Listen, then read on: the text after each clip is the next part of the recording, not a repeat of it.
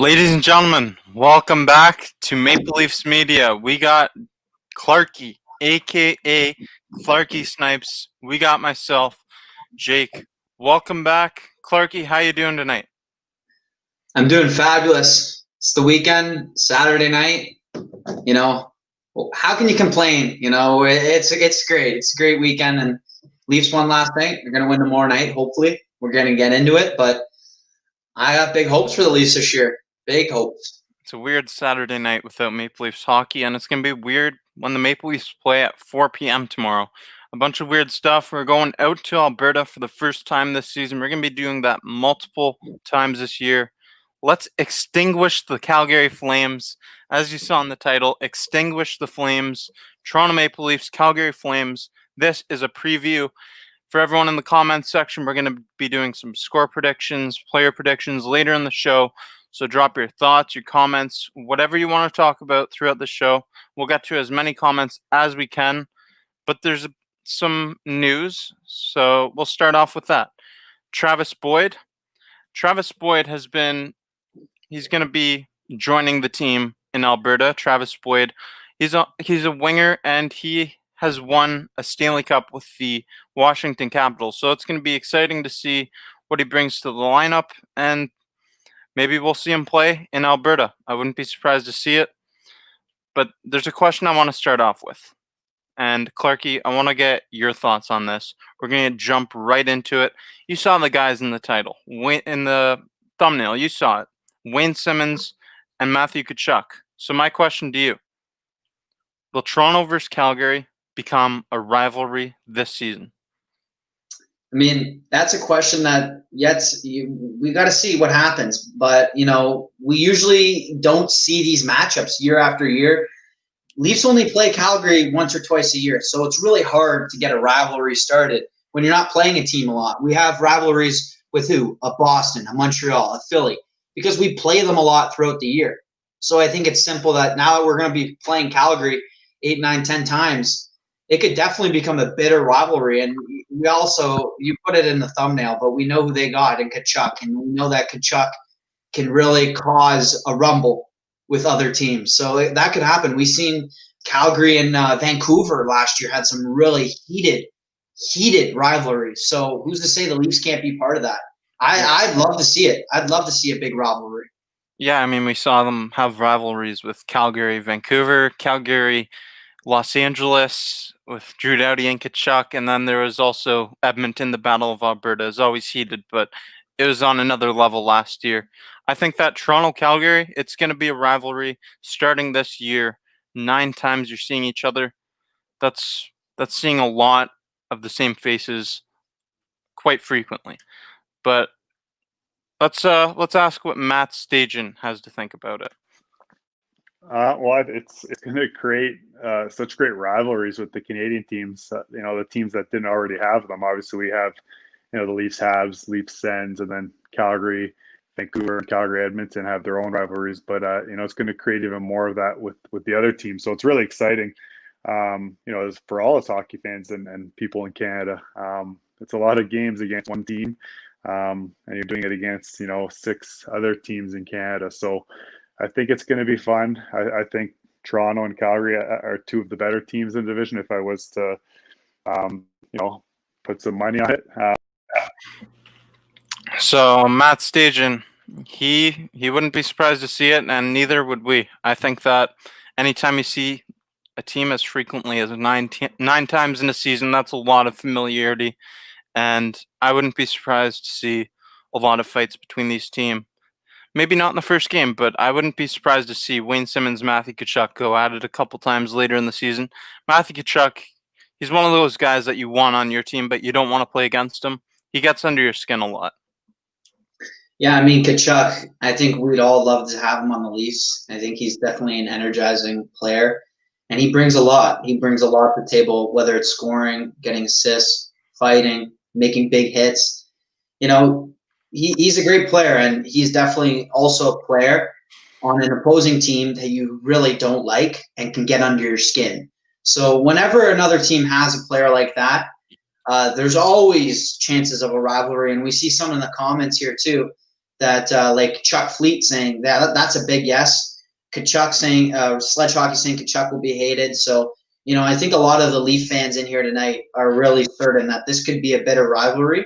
And hopefully it is. Hopefully it's some good hockey, because it's also a once-in-a-lifetime opportunity that we're playing at Calgary 10 times a year. So let's enjoy it while it lasts.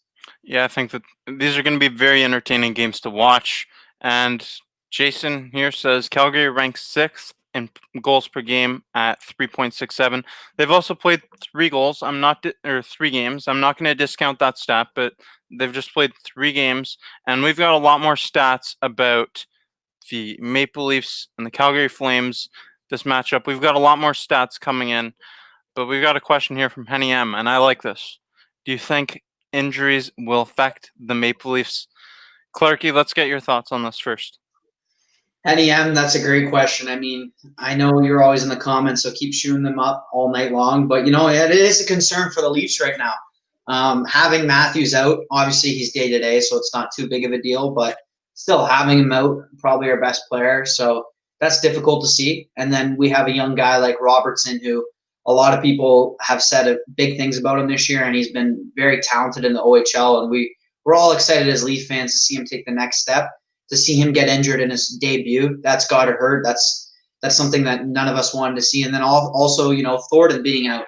He's 42 years old, and we signed him knowing that we're not going to have Thornton for more than probably this year or next.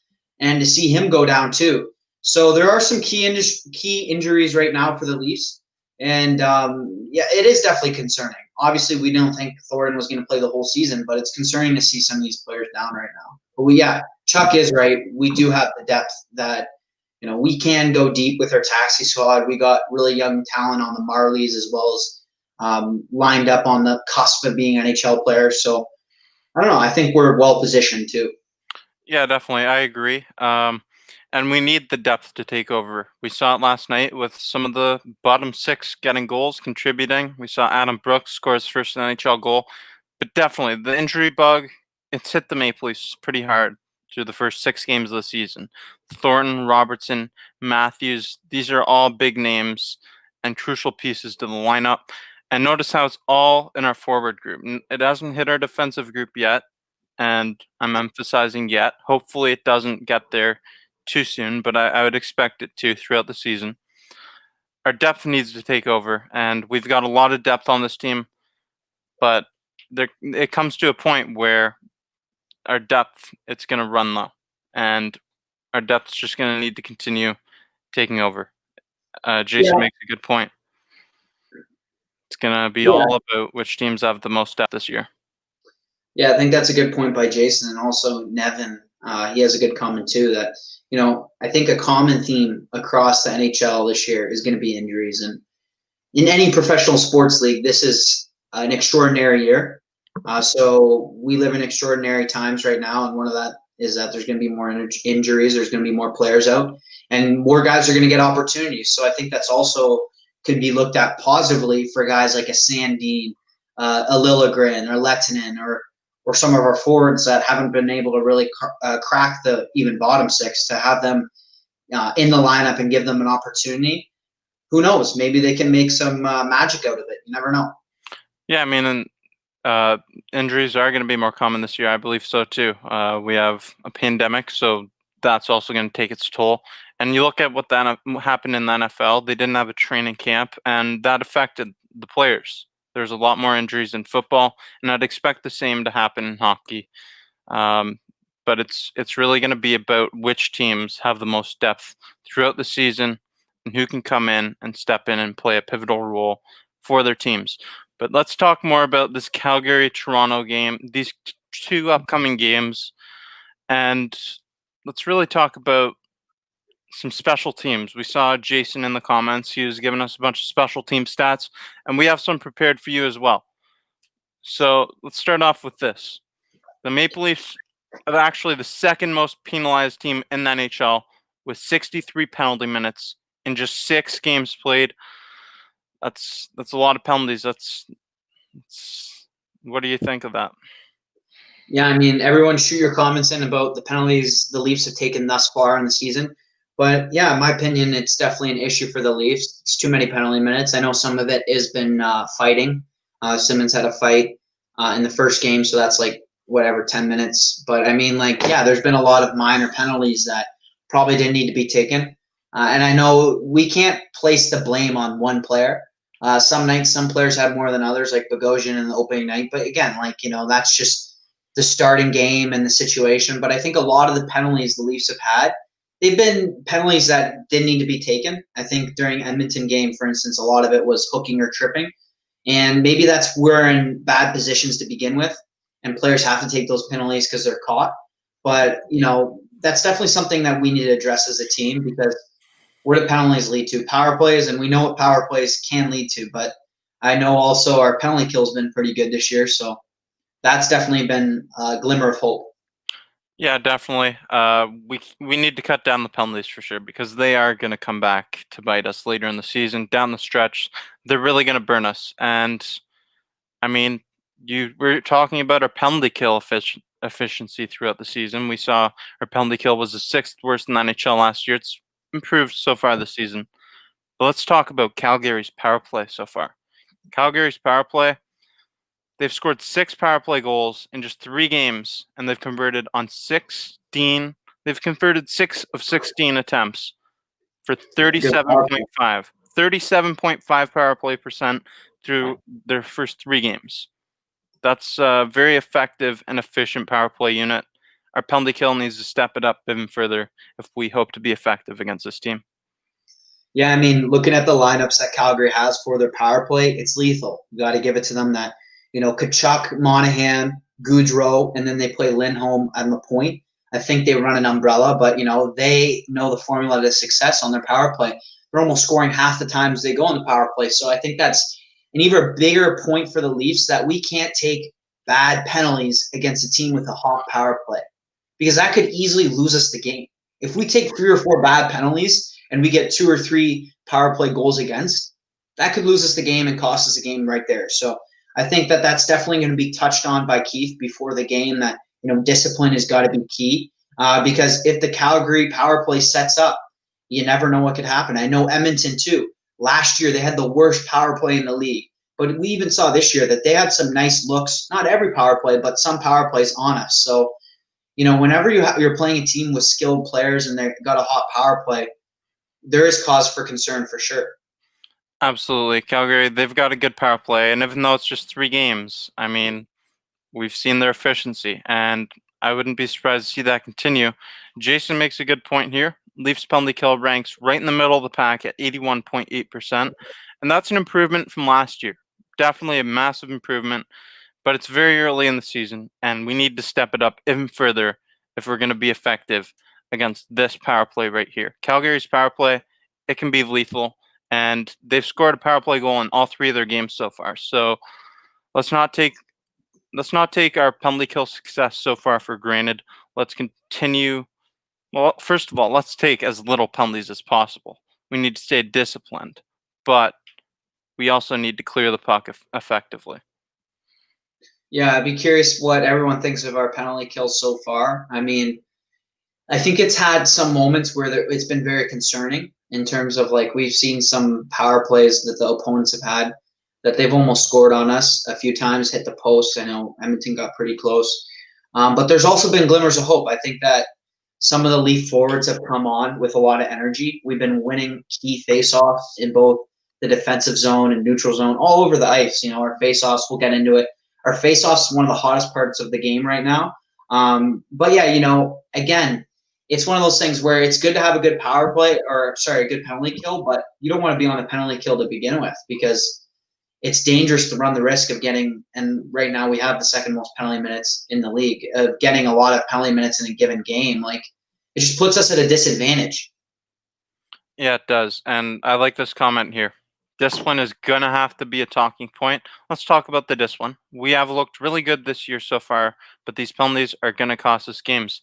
So you want it to be a talking point? It is a talking point. Let's talk about it, Clarky. Discipline, we need to stay more disciplined, because down the stretch, the more and more penalties you take, it's obvious. You're giving the other team more advantages, more man advantages, and more opportunities to create scoring chances, more opportunities to score goals, and really shift the momentum of the game. Yeah, again, I don't know if it's that the Leafs are in bad positions defensively, and they're forced to take some questionable penalties like a hooking or a tripping.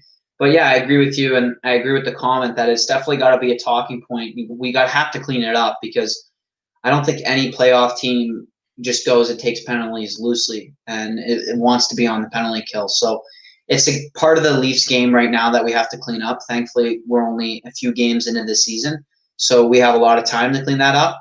But yeah, discipline is a very important aspect of the game. And, we are still getting out-checked a lot by the opponents. So I don't know, something's got to give. Yeah, you're right. I like this comment here as well. How about Mikheyev shorthanded, though? The dude is flying out there, and he's a threat for sure. He is flying out there. I think that he should get some power play time as well. I mean, he's almost put home a couple shorthanded goals. Hasn't quite registered yet. Hasn't gotten a goal yet this season. But I think the points are coming for Ilya Mikheyev, and I'll give you a little clue. I mean, that's coming later in my player predictions at the end of the show. So he's been flying out there. What do you think of Mikheyev on the penalty kill? Yeah, I think that Solomon also touches on it here. Mikheyev on the penalty kill looks dangerous. He does. And even on 5-on-5, we've seen Mikheyev come into the offensive zone with a lot of speed. And he's a talented player. And, I love to see him on the third, fourth line for the Leafs. And I hope he gets more opportunities going forward. But I think that he's one of those players that we need on the penalty kill. He's a very important part of our penalty kill. And I think he'll continue to be. So, it's good to see him cause offensive zone disruption. And even sometimes, like I think it was against Edmonton the other night, he was carrying the puck and there was like 3 Edmonton defenders on him. And he just kept going because he's like, I got to kill as much time off the clock. And it's just another guy we touched on last night when we were on the show. It's just I think he puts in 100% effort when he's playing. You can tell. Might not be the most skilled or fastest or strongest guy on the ice in the NHL, but, he's trying a lot and love to see him, love to have him on our team. Definitely agree with you. Spot on analysis right there. Mikheyev, he's been flying all around the ice, and really the Winnipeg game is when I really started to notice him a lot more. Like the Winnipeg game and the last 2 Edmonton games, he's been generating a lot of opportunities, being very valuable on the penalty kill like he has been through the first other 3 games as well. Ilya Mikheyev, he's had big contributions to this team, and it's only a matter of time before he gets on the score sheet. But let's talk more about these special teams units. We've been talking a lot about the penalty kill for the Maple Leafs. How about Calgary's penalty kill? They've allowed just 1 goal on 12 attempts with a 91.7 success rate through the first 3 games. Yeah, I think that's even hotter than their power play. I think that a 91% penalty kill, that's impressive. That's really impressive. Basically killed like almost every penalty they faced. And they got a good goaltender and they got some really good defenders. And they probably also have some forwards that know how to kill a few penalties. So that's really impressive. And hopefully the Leafs can lower that rate. And it's going to be tough. I know the Leafs got almost a 50% power play. Seen in the comments updating us there. So thank you for those comments. But yeah, it's going to be tough for the Leafs to capitalize. And that's another point where if we get the opportunity, we got to make the most of it. Definitely. Absolutely. I mean, they're really effective on the penalty kill. Their special teams, it's a pretty special unit, and we got to take advantage of every opportunity we have on the power play. We've been doing a good job of that so far, but Calgary's been doing even better. So let's not take penalties. That's a massive part of the game plan. If I'm Sheldon Keefe, I'm stressing that in the locker room, and we got to capitalize on as many opportunities as we can, whether it be even strength or on the power play, because their penalty kill, it's a really good unit. We have some comments here that I want to talk about, and you know what? This is interesting. It's not really related to this game, but it's interesting. How do you guys feel about the Patrick Laine trade? And I mean, honestly, you guys might think I'm crazy or whacked here, but I think that the Winnipeg Jets won this trade, believe it or not. I wouldn't be surprised. I don't know how Patrick Laine and John Tortorella are going to mesh. That's speculation. I don't really think that their styles go together really well. And I also think that you got to look at the contracts. Patrick Laine is on a bridge contract. So is Pierre-Luc Dubois. He's got another year on it, though. I see Luc Dubois signing in Winnipeg most likely, but I'm not 100% sure about Patrick Laine. He, I mean, it could be a Matt Duchene kind of thing all over again. What do you think about the trade? Yeah, I think it was like pretty close between Montreal and Winnipeg for trading for Dubois. But I do see the attraction for Columbus from their standpoint that they had to get rid of this player. And, they probably, because Columbus is, they're a pretty good team and they're in more of a win now situation, I'd say. And they probably just didn't want a bunch of picks that, were rebuilding. They wanted a player that can provide them production now. And Laine does give that to you. And I think on the flip side that it wasn't really talked about. And I think that a lot of times these stories aren't talked about in the NHL, but I think Winnipeg had an issue with Laine.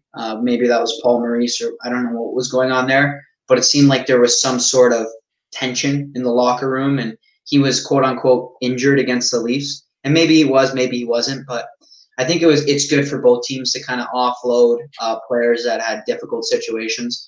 But I do agree with you that Laine's contract is not favorable, especially because it's like a bridge contract, and yeah, he might not mesh with Tortorella.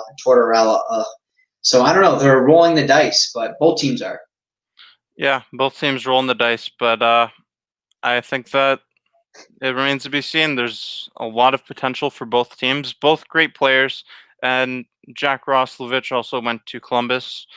I mean, it's going to be interesting to see how this trade plays out. I thought that both teams, they both won this trade in their own ways, respectively, because they both needed to get rid of these players because neither of them are really meshing with the system that the teams run. So it can be beneficial to both teams. I just think that Winnipeg will ultimately come out as the winner in the long term. How about this question here? Do you think Engvall should get into games more often? I thought he looked good last night. I thought he looked good last night. There's a comment in here last night that said he looked really bad, and I didn't agree with that. I thought that he looked pretty good. He stopped Connor McDavid on a play, which is not easy. And I think Engvall, he's definitely more motivated this year. He had a 1-year contract, and all these guys that are on the fringe, the cusp of making this team, they're fighting for a roster spot and playing time. He's going to get more playing time. And, with injuries and the pandemic going on, he's definitely going to get more playing time. I just don't know how consistent it's going to be. Yeah, I mean, like that comment last night, it's tough to make a judgment on a player who's not even playing more than or if 10 minutes a night. So, maybe he needs more opportunity, and that probably will come with more injuries. We saw him in more of a prominent role last night. He definitely has stuff to offer for the Leafs, and I'd like to see him have a bigger role and more of an opportunity. I don't know if he can play even on the penalty kill if we need him on the penalty kill, but be interesting to see him have a bit more of an opportunity. I think Kerfoot, though, too, is another player where, he didn't show too much the first couple games, but he had a nice goal against Ottawa, and he's playing with a lot of energy, a lot of effort. And I thought you saw what wonders that did when he was on a line with Nylander. It looked really good. So I think it's also about the situation these players are put in and the opportunities they're given or not given in the case of Engvall so far. Definitely. You got to make the most of your opportunities this year because there's going to be a lot of the roster is going to be changing a lot, and we've seen it through the first 6 games of the season. There's been 3 injuries on this team, and that hurts, but it's all about the depth this season. I think that that's something we're really going to stress throughout the year. We're going to sound like broken records saying that. We have a little stat here from Mick. Shout out to Mick. So our shots against a game is 26.6, and that's down a lot from last year when we had 35.6. And that's a great stat, Mick. I love to see that. Thank you for that stat. That's very important. Frederik Andersen, he can't be facing over 30 shots a night. That's not sustainable for the amount that Frederik Andersen plays. He played the 3rd most minutes last year, and I'd expect Jack Campbell to get more time as well. But either way, you can't have over 30 shots a night. 35.6 shots a night last year. That's unacceptable. Yeah, I think that's a testament to that. We're putting way too much pressure on Anderson to stop 35 shots a night. That's crazy. And I think that so far so good in terms of keeping the shot count down. But I also would say that at least with the Edmonton game, the shot count was below 30, I believe. But some of the shots Edmonton have were really good, and Anderson made some huge saves. So I think that we have to limit the number of shots, but continue to limit the quality of those shots too, because that's really important. That's not considered in the shot count. Absolutely. We've got some questions here. It's interesting. Corey, we're going to show Corey's comment here. I expect TJ Brodie to have his best game of the year so far tomorrow against his former team. The Leafs need that motivation and to play the game we all know they can. Let's talk about TJ Brodie making his return to Calgary. And I've got something I want to show. So TJ Brodie is making his return to Calgary, where he played 634 games with the Calgary Flames organization over 11 seasons. That's a really long time to be with a team. He was very invested in that organization. So how emotional do you think this is going to be for him? And do you think that he can channel those emotions in a positive way to have a positive outcome for the Maple Leafs? Yeah, I think that's a hot take by Corey. Good point, though. We forget that these players, when they play for a market for a while or a team for a while, they grow attached to the team, the community, the city. So Brodie's probably got a lot of emotions heading into this game. I mean, he's played a lot of games for Calgary, and he was a good defenseman on Calgary. He had success. So going back to, I know it's not called the Saddle Dome anymore, but going back to the Saddle Dome will be a big game for him, and I'd like to see him have a huge game, maybe get a goal against his former team and prove him wrong, because at the end of the day, they didn't believe in him anymore. So I think that going back to the team he used to play for and having success against them is just like, a big don't forget about me. I want to say a big F you, but, we're on this channel. So, it would be great to see Brodie have success tomorrow night. It would be for sure. I think that he's going to channel those emotions. He's going to use it for positive outcomes. We want to see it. And, he played against a lot of these guys on that other side numerous times. He played with them for so many years, and I think that can be beneficial to him. As a defenseman, he's going to know some of their tendencies when they're shooting, when they're faking a shot. He can get down, block a shot. I think that it's going to be beneficial. I would expect TJ Brodie to have a big game tomorrow night. And I agree with you, Corey. I agree with you. I think TJ Brodie's going to have a big game tomorrow. And how special do you think it would be for TJ Brodie to score a goal in Calgary tomorrow night? And that would be his 50th of his career as well. That would be like a milestone, and that'd be a very special moment for TJ Brodie. Yeah, I mean, and it would be an amazing moment to see, and I think we'd all be happy for him. But I'm also curious to see what the Leaf fans and everyone, shoot your comments in about this, how we think Brodie's performed so far, because I know we were kind of tough on him the first couple games. He did not look very good. But I think in the Edmonton game, the Edmonton games, at least, he was playing pretty good. He had some opportunities to score, had some nice shots on net. He also made a couple blocks. So I think, he's improving. Again, I don't know if that line with Riley is the formula to success for the Leafs, but, it remains to be seen. I don't think we've seen a full potential, full comfortable and skilled Brodie on the Leafs yet. But I think throughout the season, as he gets better, that's something exciting for Leaf fans to see. Yeah, definitely. Still getting familiar with his surroundings here in Toronto. He's only played here for 6 games. So like you said, we need to see it all come to fruition and see how that top defensive pairing works out. And if it works out, ultimately, I'm not sure that it will, but so far, TJ Brodie, over the last couple games, his play has definitely been improving, and maybe they get that chemistry going. We have a question here back to the Laine and Dubois trade. Angela wants to know, what player would you rather have on your team? And I'm not going to say the Maple Leafs because we don't want either of these guys, to be honest. I mean, everyone would love to have them on their team, but we don't need them. So what player would you rather have on your team if you were starting a team? I'm going to change the question, and I'll start. I would take Pierre-Luc Dubois. I mean, he's a very valuable asset. Starting with the center, you got to start from the center out. Patrick Laine, he plays a less valuable position on the wing, And I love what Pierre-Luc Dubois brings to the table. How about you, Clarky? Yeah, I'm looking at his stats right now, Dubois stats. And to be honest, I'd probably still take Laine. I think Laine's got better stats than him. I mean, I know that he's hyped up and that he's a young talent, great centerman, but at the end of the day, Laine's got a lot of goals in this league so far, and he is a bit more one-dimensional. I have to agree with you on that.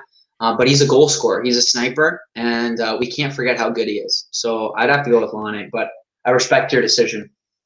Yep. Salmon's with me. He says it's easier to build around a center, and I think that Pierre-Luc Dubois would be a great center to build a team around, but we don't really need him in Toronto. So that's my answer to that question. Let's continue talking about Calgary, Toronto, and if you have any other questions, whether it's hockey-related, Maple Leafs-related, whatever, just send them in, and we'll get to as many as we can. Sledge Hockey says, Clarky, you're insane for the Laine pick. I like the Finnish sniper. I know Sledge Hockey has a good point. He can't play two-way at all. Maybe he can't, but maybe when you have a player like Laine, he's not there to play defense. Laine's there to get you goals, and he'll get you 30, 40 goals a season, maybe, if he's not playing Fortnite the whole season. So, remains to be seen, but I know he's got a wicked shot. And let's not forget at one point, obviously, that those debates are put to bed. But at one point, a lot of people were questioning Matthews or Laine. So I don't know. Well, the debate it's over, and yeah, I mean the debate's over. There's no need for that debate anymore. First overall pick, we got it right with Austin Matthews. Let's go back to we were talking about the special teams units for both teams, Calgary and Toronto. Let's talk about something that's critical to special teams units, both the power play and the penalty kill. Let's talk about the face-offs. Toronto, in the face-offs, we saw Jason's comments last night, and we've noticed it ourselves throughout the season. Every single game, the Maple Leafs have been the better team in the face-off circle, and that's coming against names like Connor McDavid, Mark Scheifele, Leon Draisaitl, some really great centers. The Maple Leafs are the second best face-off team in the NHL, and they've won 58.2% of their draws. Calgary, on the other hand, in their 3 games, they're 25th in the face-off circle, winning just 45.7% of the draws. So this is a very telling stat, and obviously face-offs are huge for possession. You can get goals from shots from the point. So what exactly does this mean? Yeah, I mean, it's great. Like you said, like when you win a face-off, you're getting possession right away, and I think that's key. And we've been winning those face-offs in the power play zone, offensive zone, as well as on the penalty kill. And those are key face-offs. I think Manny Malhotra, I know the comment the other night, this great comment, I think by Corey, where he was saying Manny Malhotra as the assistant coach for the Leafs has really made an impact. And it's clear when a team's winning that many face-offs, well over 50%, that's really important. And hopefully the Leafs can keep that up, because then that's a major advantage for us for the rest of the season. And, looking at Calgary's lineup, I think Calgary's a good team, but they definitely look like they have holes down the middle. I don't know if Monahan is what he is materially. Lindholm, he's all right. Backlund, he's a good third, fourth liner. But, I mean, I don't know. I think the Leafs match up way better down the middle, at least, in terms of forwards. So hopefully the Leafs can win some key face-offs against Calgary tonight and throughout the year and take advantage of that going forward. I got to say, I got to give credit where credit's due here. Elias Lindholm, he might be the most underrated player in Canada. He really might be the most underrated player in Canada. He said he's all right. He might be the most underrated player in Canada. I mean, if he was in Toronto, he would have the same hype around him as a guy like William Nylander. I got to give credit where credit's due. Call a spade, but you're right. They're a bit weaker down the middle compared to a team like Toronto. Like Jason Spezza, he can win a face-off, and he's amazing in the face-off circle. John Tavares, Austin Matthews, we are set down the middle, and it's tough to find a team with better centers all around, up and down the lineup than the Toronto Maple Leafs. Yeah, for sure. Let's get to some comments if we have any here. That's a great stat for the Maple Leafs, especially since we're a team that likes to keep the puck. Yep, 100%. when you win a face-off in either end, like on the penalty kill, it's great to win a face-off. It's pivotal to win a face-off because you just need to clear that puck down the ice. And when you're in the other zone, offensive zone, it's beneficial because you can just pass the puck around oftentimes. Get a shot off, do whatever. Yeah, you know, at the end of the day, like face-off's definitely one of the most underrated stats, face-off percentage, because it sets the tone for the whole game. If you keep dominating in the circle, that frustrates the other team. They're always got one step behind you. And I think the Leafs, you know, we are a skilled offensive team at least. And when we have possession, we have that one step on a team, we can really do some damage. So I'd like to see the Leafs win some key face-offs in the offensive zone, get nice point shots off or set up a play. But you know what? Let's just keep it up. I think that's a great stat for the Leafs. Not everything's as pretty as the face-off percentage, but that is definitely a glimmer of hope right now for the Leafs. Yeah, it is for sure. We got some comments here from Salmon. He says Leafs got to win at least 3 of the next 4. I don't think we need to. I think it would be definitely nice. I think we'd need to at least take half of these games, though, going to Alberta. These teams, Alberta or Calgary, Edmonton, I'd expect them to be in the playoff talks towards the end of the season, and we're going to be fighting for them. Every point matters. You got to consider overtime losses as well. So if we're losing a game and we can tie it up, like I'll be pissed off that we lost the game in overtime, but you still got to take a breath and actually consider that after an overtime loss. Like it's not as bad as it seems. I know the other team's getting that extra point, but we're still getting a point. And in a division where you have 7 teams that only play each other, that extra point's valuable. Yeah, honestly, I have to agree with Solomon here. I think that this Western trip is really important. I think if the Leafs lose 2 of these games, it really sets the tone for a bad one. I think, you know, honestly, I think the Leafs are going to lose a game to Edmonton. I really do. I think they're going to drop a game to Edmonton because those 2 games that we played against them, it was just too even. You know, Edmonton at full strength with McDavid and Draisaitl and some of their supporting cast, they still look good. I think that Edmonton got off to a slow start against Montreal, but now we've seen their goalies short up. They're looking like a better team. So I'd say Leafs got to win this Calgary game for sure, and then they're going to drop one against Edmonton, I believe. Yeah. Okay. I mean, I like how you said that you got to win 3 of the next 4. I think that we just need to win 2, but you know what? I like your attitudes. Let's want more. Let's want more. Let's stay hungry. That should be the attitude of this team. We have Jason in the comments. As always, it's going to come down to goaltending and who can make the key save when it matters most. We got 2 good goalies here. We really do. Jacob Markstrom over there in Calgary, new signing for them, and Frederik Andersen. We might see some Jack Campbell on this road trip as well. These games are going to be fun to watch, and goaltending is going to be a huge part of it.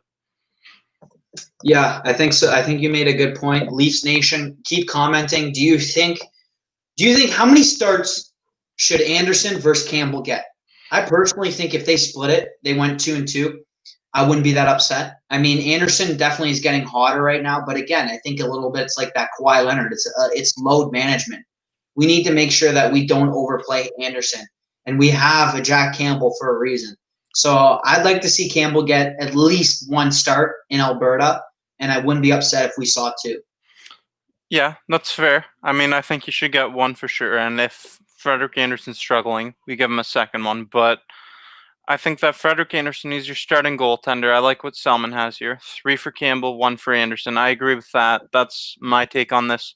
You got to roll with your starter, and if you give a 50-50 split, that's really setting a precedent for the rest of the season in the locker room, and it can make a lot of questions arise upon Leafs Nation. Like we saw through the first couple of games of the season, Frederik Andersen struggling, and everyone just blew up on Twitter, Instagram, wherever.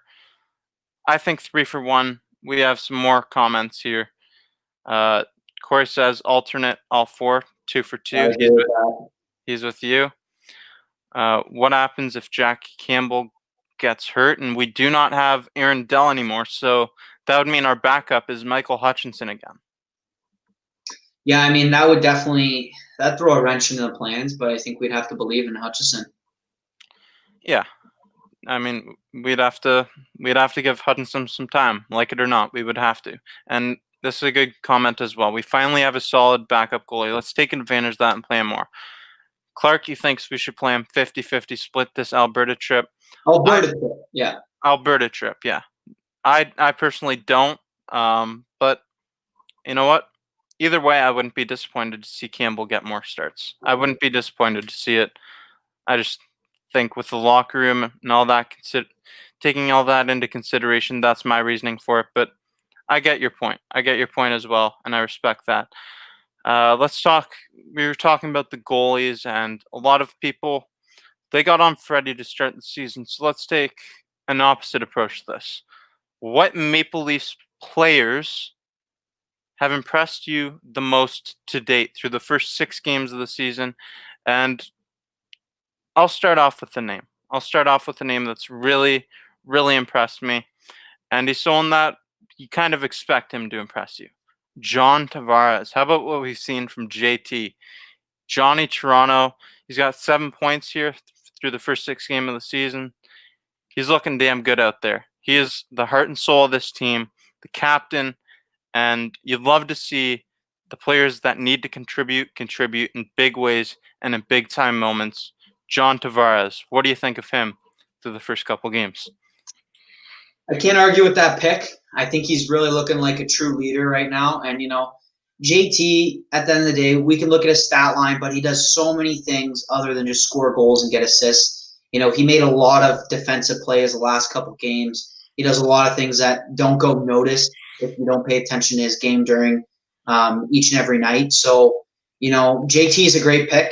Can't argue with that. And we also see some comments here. Salmon says Nylander and Tavares. Nevin's also saying Tavares in his comment. And thank you, M. Bakes, for my C, because I was trying to do a C, like to show, the captain. And he's saying my C was backwards. So thank you for that. I don't know, like that or like this. There we go, like that. So I can't see it's kind of reversed from the camera, but he's our leader. I'd pick him. I think there's other players too, though. I think that it just comes to mind because I know there's a lot of forwards we could pick from, but I think a Hall's done really good so far. I know he's gotten his praise from the mainstream media too, but I think that just Justin Hall coming in the season, some people were even questioning, does he warrant a starting position on the Leafs? Like, should we play Sandin or Dermott or some of these other players over Hall? Like, there was a legitimate question if he deserved to be in the starting 6. I think he's answered those questions, and I think that overall he's really been a solid defenseman. And, we're not going to ask Justin Hall to come out and be a Paul Coffey or an Erik Karlsson. We know that's not his game. He's 28. We know what type of game he brings to the table. But what we do expect from him and what he has done so far is played really defensive. He knows how to break out. He knows how to get the puck out of the zone. He's smart with it. And he shut down McDavid 4 or 5 times in one game alone. The top player in the NHL, he shut him down. There's a reason why he got 20 minutes that game. And I think overall he's really showing that he can be a defensive defenseman. Absolutely. I love your point. You just went off talking about Justin Hall. And you know what? We've been talking about him a lot more, and it's been warranted. Justin Hall, he's earned this. Justin Hall, he's earned his spot on this team, and he's really solidified his role. Justin Hall might be the top defensive defenseman on the Maple Leafs. He's not a top pairing guy, and that's not his role.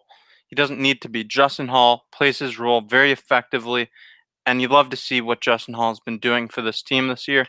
We've got a bunch more comments coming in, and let's name a couple. Let's name a couple more. And if you guys are impressed by any Maple Leafs player, let us know in the comment, and we'll talk about them. We have Kerfoot and VC. Let's start off with Alex Kerfoot, because I know you've liked what you've seen from him, and then I'll talk about Jimmy VC. Yeah, I think Kerfoot, he displayed it last night even that the first Ottawa game, he had a beauty night. But I think last night was a display of him because he really had the opportunity to play more minutes with Nylander and Vesey. Loved that line. I think it had such great energy. But I think Kerfoot, again, like obviously we traded him away for Kadri. Say what you want about Kadri, but I'll always say I love him as a player on the Leafs. But, Kerfoot has answered the call for being an Energizer bunny on the Leafs. He was a captain on Harvard for a reason. He's a good player. He's skilled. And he puts, again, like McKay, 110% effort every night. That guy's coming on the ice, and you know that he's wearing that jersey proud. And I got to respect him for that, and I think that he's a skilled player. He got a couple assists. He can add some goals and some assists and some points to this team, and he's a good depth piece for the Leafs going forward. Absolutely. He's a workhorse. I love everything you just said about Alex Kerfoot. And then you look at his old teammate from Harvard. You have Jimmy Vesey. That might not be his teammate. I don't know. Jimmy Vesey, he has looked really good out there through the first couple games of the season. He had a down year last year with the Sabres. It was his worst year in the NHL. He had 17 goals twice with the Rangers. He totaled 50 goals in 3 seasons with the New York Rangers, and he's got scoring ability. He's like Kerfoot in a way. Like, he's always working hard, and I love what I've seen from Jimmy Vesey. I think that his impact, it's only going to get bigger as he familiarizes himself with this lineup. You saw that last year with Kerfoot. He was struggling to get comfortable in a new lineup. Jimmy Vesey, he's only getting started with the Maple Leafs. I love what I've seen from him through the first couple of games. Yeah, and there's definitely some other comments here. M. Bakes has VC, and Salmon has VC in there. But Ronnie, interesting take here. Ronnie says Keith, and that's one take I have not heard so far. So shout out to Ronnie for that really interesting take. Let's talk about it. Let's talk about how we thought Keith's doing so far, because although he's not on the ice, Keith is pivotal to this team's success. What he does with the lines, his strategy, how he organizes this team for battle every night. That's our formula to success. So I think that overall, there's been some question marks with Keith, I think, in some of the lines he's done. But also maybe he's working on the defense. The defense looked better than last year. And also we saw the stat earlier, forget who shared it, but 10 less shots a game, the first starting bit for the Leafs so far. So maybe Keith's part of that. Face-offs are really successful. Anderson's looking better. So we really never know what's going behind the scenes. But so far, I think the Leafs have looked pretty well coached. And obviously, it's the start of the season, and we know what happened in preseason. No one really had the full time to get together and really get going. So I think the season goes on, we get more games, we'll see Keith's true skills as a coach. And, this is his first full season as a coach. So it'll be interesting to see how the Leafs do. Yeah, it is his first full season, and I like that you brought that up.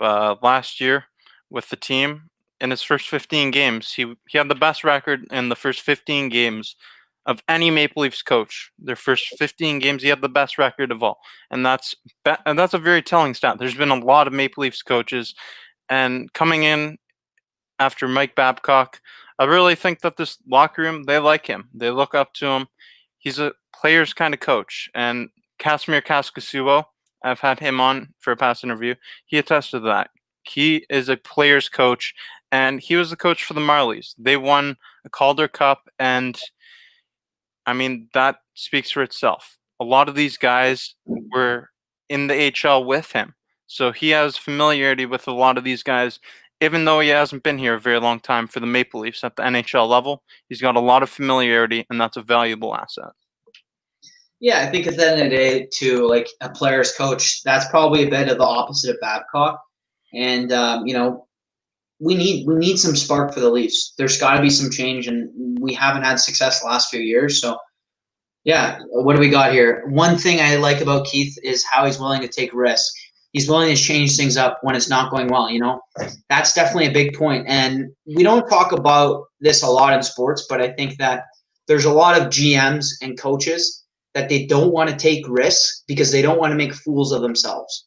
They don't want to do something where the media is just going to roast them after and say, what was he thinking? What was that move? But at the end of the day, it's kind of something you got to do to win championships, and you have to mix it up. You have to take the risk. And I think if Keith has that creativity and has the willingness to go into the zones and go into the different line combinations that other coaches in the past didn't, let him do so. Let him try. Absolutely. There's even more comments about players that have impressed. We have I'm not sure if this means that he's impressed by Wayne Simmons or if he's saying that. I don't know. Let's talk about it because I think that Wayne Simmons. I talked about this last night, and I'll continue talking about Wayne Simmons because he has a very valuable role on this team. He's a locker room guy, won a Marc Messier Leadership Award back in 2018 with Nashville. And, I mean, Wayne Simmons, very, very valuable. He gets in front of the net. He creates opportunities that way. He's physical. He can drop the gloves.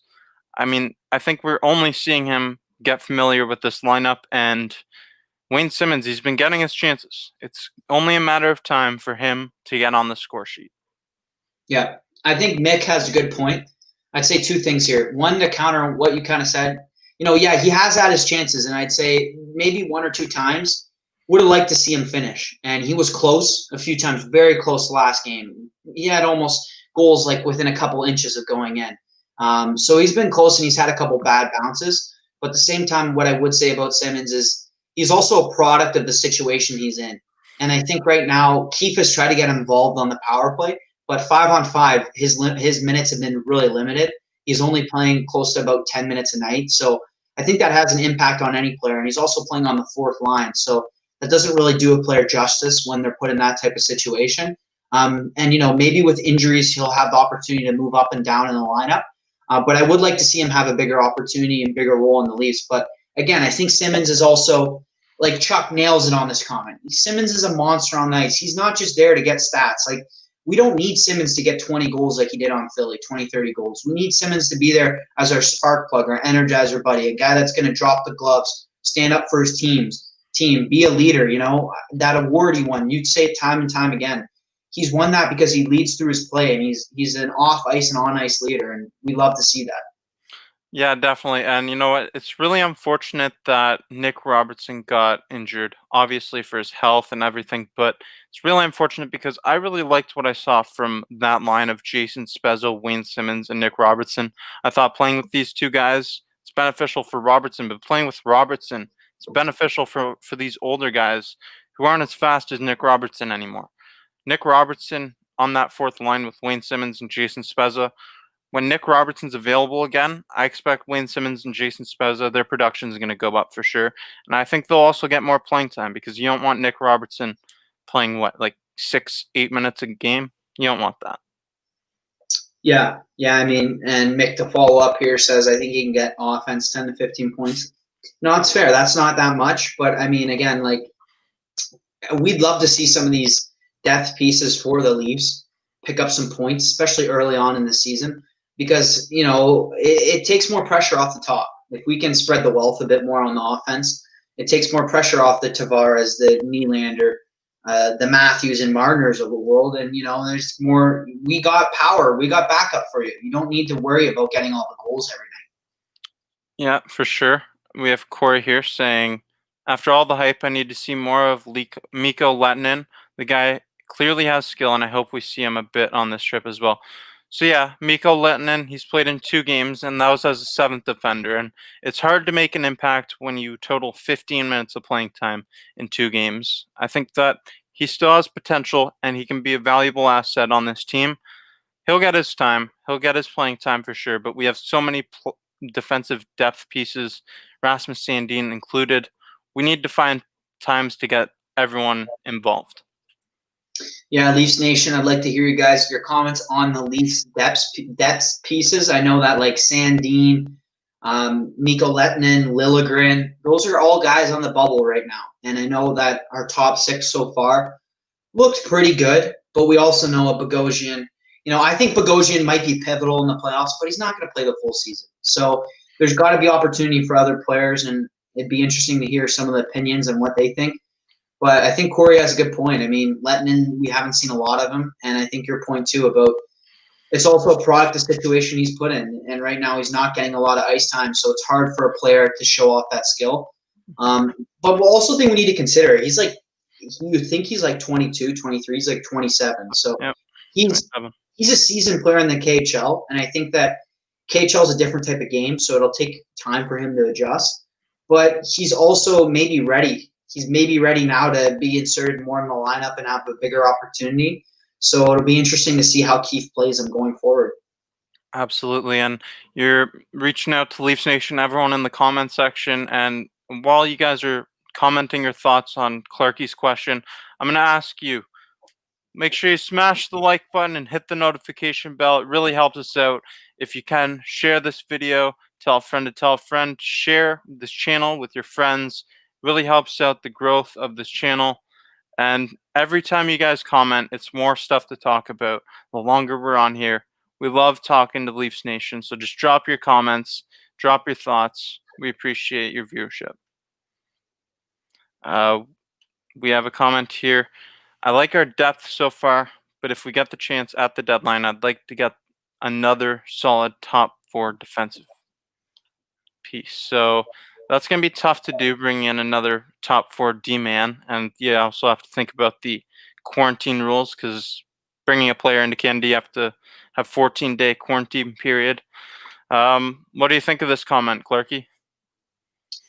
Yeah, I mean, that might be difficult just for like the logistics of this season. And honestly, I don't know if the deadline. I have to disagree with this comment. I mean, I get what they're saying, Nevin's saying, but I think just given the season, like it's just not the right timing to make a trade like that.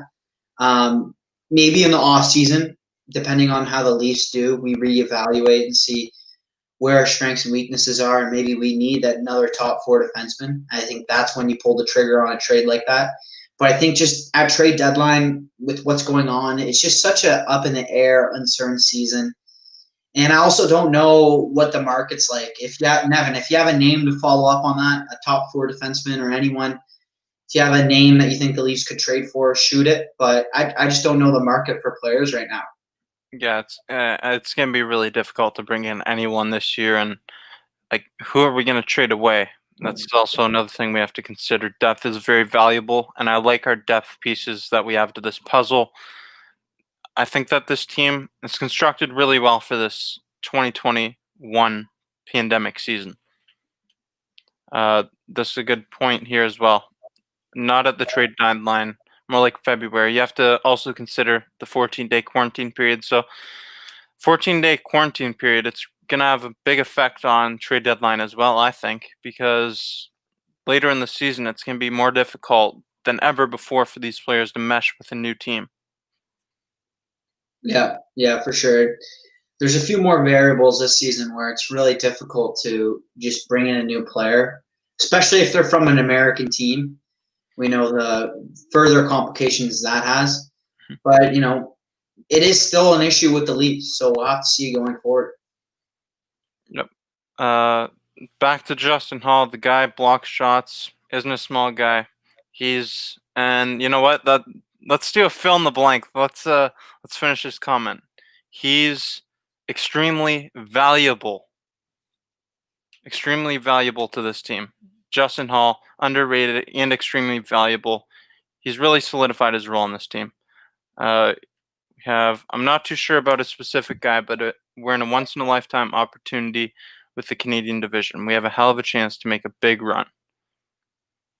Yeah, I mean, that follow-up thinking, that is a good point. I mean, we definitely are in a division right now. Let's face it. A lot of these teams that we're playing against, I think they've gone really good this year. But if we're just talking about the pure path, a lot of these teams have been at the bottom of the NHL or are not very good. So if we're looking at the past and past winners as well as really powerhouse teams, a lot of the Canadian teams have been among the weakest. So, Nevin, from that point, I get what you're saying.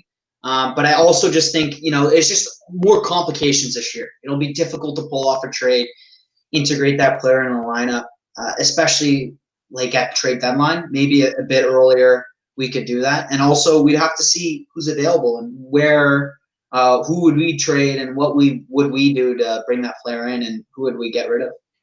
Yeah, it's going to be interesting to see how that all plays out. That's a couple months away still, and we've got a game coming up tomorrow against Calgary Flames, and we're at the hour mark, so I think it's time of the show where we give some score predictions. Ooh. Everyone in the comments section, fire away your score predictions, and then we'll do some player predictions after. So just hold off on the player predictions. Give us your score predictions right now. We'll post as many as we can, and we'll give you ours. Clarky, I'm going to give you the chance to give yours first. All right, yeah, like to reiterate what you just said. Shoot in your score predictions. We want to hear it. We want to hear what Leafs Nation thinks. And I gotta agree here with Ronnie. I'm saying 3-2 Leafs get the dub. I think that they're gonna win their first game in Alberta. They're gonna beat the Flames. They're gonna extinguish the Flames, fry the Flames, whatever you want to call it. I'm saying the Leafs beat the Flames this game, 100%. I know there's some other ones, 3-1, 3-1, 3-1, but I got 3-2 Leafs. Okay, 3-2 Leafs, and I've got another score. It's a 1-goal game, and I've got it going to overtime, 5-4 Toronto in overtime, and also take into consideration overtime means more than ever. Calgary's going to get a point out of this. They'll find a way to push it to overtime, and it's going to be a very interesting game. If it goes to overtime, that's just that extra point for Calgary. It's going to be a hard-fought loss for them, but the Toronto Maple Leafs ultimately come away with the victory, 5-4 in overtime. That's my score prediction. We've got a bunch in the comments coming in here. We got another OT one. Ronnie said 3-2. Chuck says Toronto makes final four. Okay. 3-1, 3-1, 3-1. Wow. 3 in a row saying 3-1. 4-3 Leafs in overtime. 5-4 Leafs overtime. Gotta love early afternoon games. You know what? The early afternoon games for the Maple Leafs last couple of years have been really interesting. I believe the one against Calgary or Carolina a couple of years, maybe last year or a couple of years back, it was 7-6. That was wild. 4-3 Toronto, 3-1 overtime. Fry the Flames. How do you fry Flames? 4-1, 4-3 Leafs in overtime. 4-3 Flames from Sledge Hockey 101. We got a Flames fan in here, Respect to that, though. The Flames have a good team. I know a lot of people think they see the Leafs or the Flames making the playoffs. I have the Flames missing the playoffs. I just think that they just don't have it this year. I think there's a few teams better than them. I got Leafs, Montreal, Edmonton. I think Edmonton's going to silence the haters and make a comeback this year. Okay. They look good against the Leafs. And Winnipeg. I do not have the Flames in my top four. If I were to do a Final Four prediction right now, I got the Leafs, Canadians for sure, definitely Montreal and Toronto. Damn, that's tough. I think that it might be Edmonton and Calgary. But I think Edmonton, Calgary, and Vancouver are all going to end up right in that fringy area competing for the last 2 spots in the division. But we're still a long time away. A lot can happen. A lot of injuries and stuff can take place. We'll see how it all plays out. Now it's time to get to our player predictions. And if you have any, drop them in the comments section. Player predictions. And then we're going to play a little game before we get out of here. So our player predictions, I'll give you mine first. I have Ilya Mikheyev to score his first goal of the season. Ilya Mikheyev, we talked about him earlier in the show. He's been flying high all over the place on the penalty kill, even strength. He's an extremely great skater, and I think that he's going to bury his first goal of the season. He's been deserving of it. We've seen a lot of guys deserving of getting on the score sheet. Spezza, Simmons, Mikheyev, just to name a few. Mikheyev's finally going to have his first goal of the season. And TJ Brodie going back to Calgary. I don't think he puts in his 50th career goal, but I think he gets 2 assists in this game, and one of them comes off a shot that's deflected. Interesting. I mean, we got another comment, Nevin here, saying Brodie scores his first goal as the Leafs. So, I'd love to see Brodie pot in a goal, nice goal from the point maybe, or hops on the rush, who knows. That'd be great to see it. For me, I got VC getting another goal. I think he's got a hot hand right now. Mm-hmm. And yeah, Simmons. I think Simmons is going to break the drought. This is a bit of an emotional pick, but I think that Simmons is just going to prove some of the questions that have started to come up with him the last couple of games. He's going to prove those questions wrong. He's going to answer them, and he's going to get a scrappy goal in front of the net. That's what I'm predicting. That would be his 500th career point, so that's something you'd love to see. You'd love to see some milestones in this game. And back to that comment about Brodie scoring his first as a Leaf, going back to Calgary, that'd obviously be an emotional goal already, but it would also be his 50th career goal, so that'd be a great milestone for him. Henny says Nylander is going to come in the clutch. We've seen William Nylander play really good this season so far. I wouldn't be surprised to see that. Solid pick. Chuck is with you. Simmons going to get his first goal of the season. I've said this a couple times, so you know what? I wanted to change it up. I like your prediction. I like it. We got Jason with you as well. Nice. Jason. Great pick. And, okay, let's talk about this for a minute. I think that this rivalry is really going to ignite. We're going to have to extinguish the flames a couple times throughout the season. We play them 9 times. Seeing Matthew Tkachuk a lot, he's really going to get under the skin of the Maple Leafs like he does with everybody. And I think that we could very well see a couple scraps between Wayne Simmons and Matthew Tkachuk throughout the season. I don't know if it's going to happen in Game 1, though. I like your prediction. Yeah, I mean, he could definitely do it. I think that Tkachuk's going to be a pest. And Simmons might be a pest, too, for the Flames. So it'll be interesting to see. We got another prediction here. Solomon says Nylander. Mikheyev and Riley will score. Interesting. For the Leafs, Brodie will get 2 assists. And for the Flames, Lindholm will score. So that's some big predictions there, too. And I think that everyone's kind of expecting a big game out of Brodie. That's what the consensus is. Shout out to Selman for that Lindholm pick, though. Lindholm, he's really underrated. He had 29 goals in 70 games last year. Super underrated asset that the Calgary Flames have. Brodie to get 2 assists. That was my pick as well. I'm with you. Nylander, Mikheyev, Riley to score. These guys, Ilya Mikheyev specifically, has been working extremely hard. Just hasn't gotten a goal yet.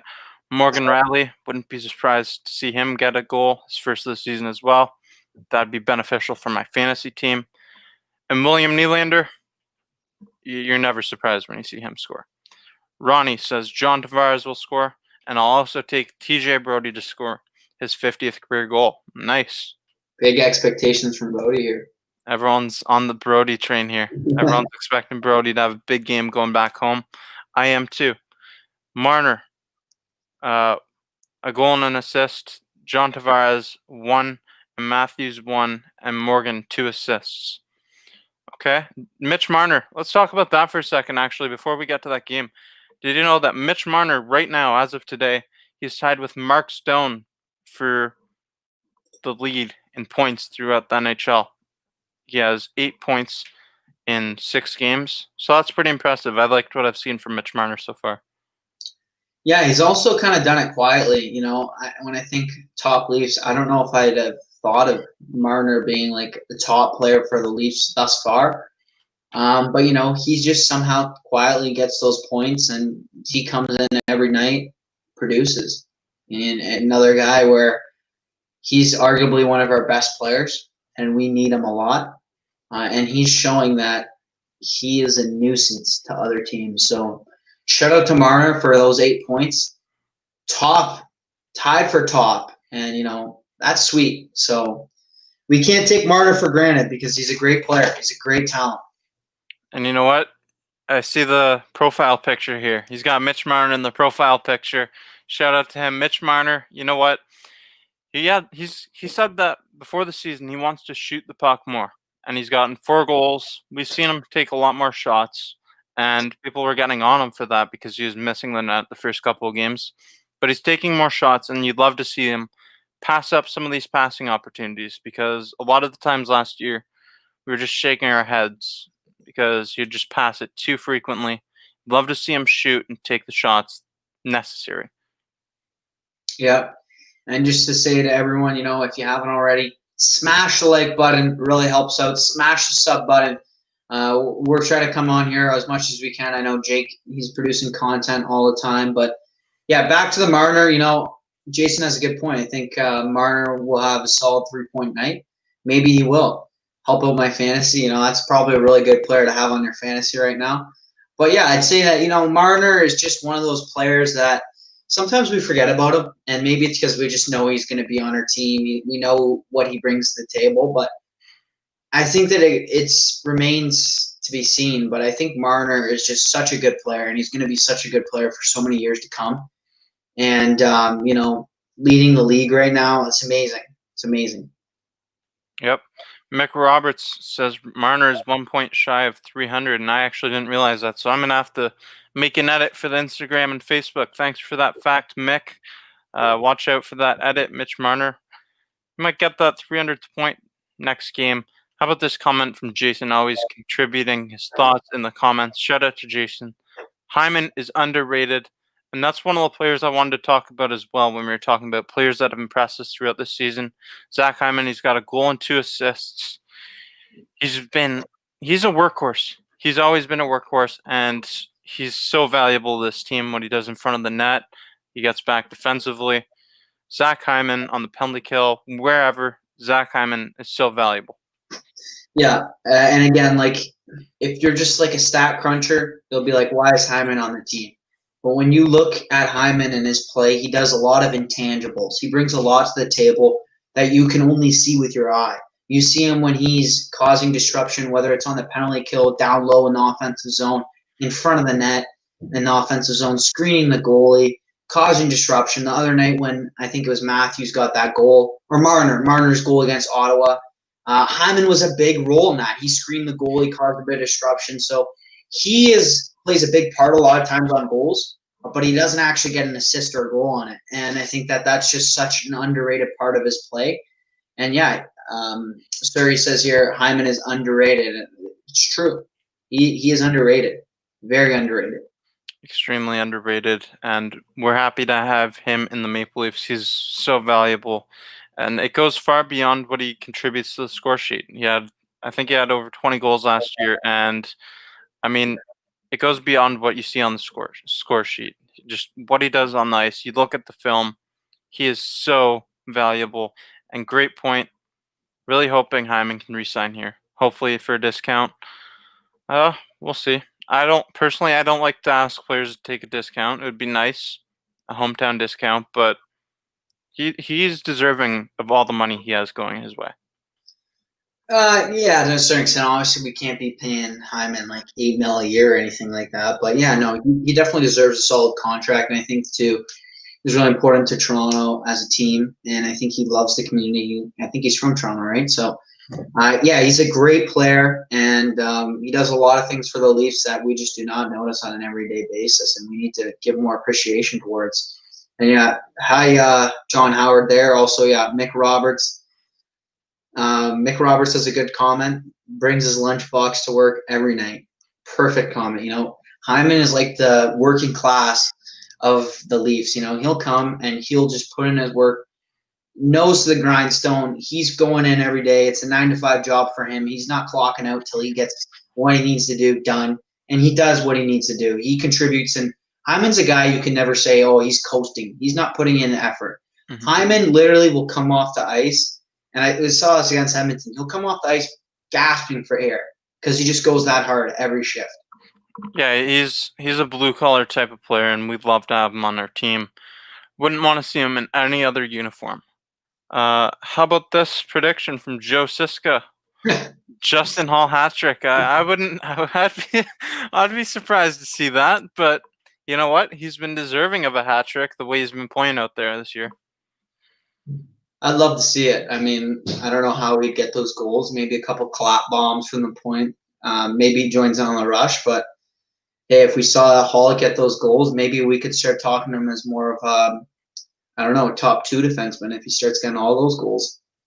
Yeah, I mean, that'd be unreal. That'd be unreal to see Justin Hall have a hat trick. I like your prediction. That's a long shot prediction, but it's bold. So to show our score predictions one more time for anyone who hasn't seen them, Joe Clarkey said 3-2 Toronto. I've got 5-4 Toronto in overtime. I think it's going to be a hard-fought battle. Now, I want to play a game. This is a game that maybe we can do this in the future. And it's, do you remember this player as a Maple Leaf? Do you remember this player as a Maple Leaf? And be honest. Be honest, guys. In the comments section, ladies and gentlemen, be honest. Do you remember this player as a Maple Leaf? And the player I'm talking to you about is Olli Jokinen. Do you remember Olli Jokinen with the Toronto Maple Leafs? No. Okay, that's because he played 6 games and had 1 assist. Honestly, Honestly, I watched like every game. I remember him as a Maple Leaf, and he wanted out real fast. That was, I think it was like 2015. We were on a really down time. I think that was the year we got the first overall pick after Olli Jokinen as a Maple Leaf. And I'll show a picture for those of you that don't believe it. So this is Olli Jokinen as a Toronto Maple Leaf. It just looks weird. Believe it or not, he was a Maple Leaf though. We got comments coming in. So nope, do not remember it. Nope.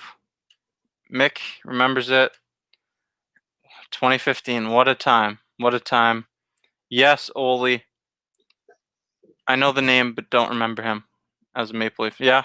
So, I mean, that's something that's probably a common theme among Maple Leafs fans. He didn't really contribute much to this organization. 6 games with the team, just an assist. But that was when we were in a rebuilding moment.